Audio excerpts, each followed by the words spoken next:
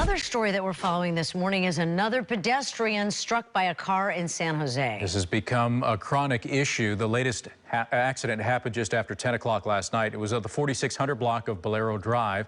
The pedestrian was taken to the hospital with serious injuries. We're told that person should survive, however. The driver, we understand, is cooperating with police. But what is going on? Why San Jose is seeing so many of the accidents? It's the second pedestrian hit in 2 days. Yeah, it is. Now this city's trying to come up with a plan to improve safety and prevent these crashes. Crime 4's Will Tran is down in San Jose live for us now with more on what they're trying to do.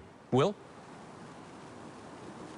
James Daria, I'm in front of the San Jose Police Department. As far as this latest accident, they don't know why. They have to investigate. But if they had to speculate, there's a good chance it might be speeding, because that oftentimes is the common denominator behind all of the accidents, or the majority of the accidents. Take a look at your screen. They are scrambling to try to find measures to slow drivers down.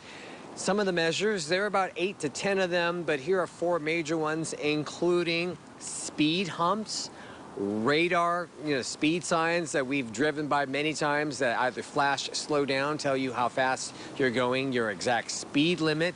There's the center median, and then there's also narrowing lanes, believing if they have fatter lines to your left, fatter lines to your right, it gives the illusion that you're in a narrow lane. And they've done studies where subconsciously it causes us to drive a little bit slower. The speed humps, of course, that's always on the table no matter who's proposing it, because it's so obvious, as far as in neighborhoods that try to get you slow down, especially with neighborhoods with plenty of kids. The reason why they're doing all of this, because they're not just a little bit above last year's pace. They are on a record-shattering pace.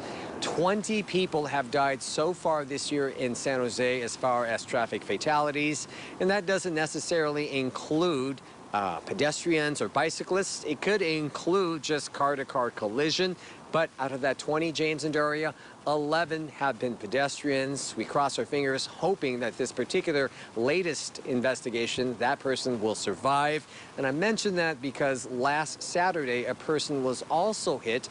They thought that person would survive, but unfortunately on Monday, injuries simply too much for that person to overcome, and that became the 20th fatality of 2021. Just to give you perspective, all of last year, 60 people died, and we're just in the first week of March, and we're sitting at 20.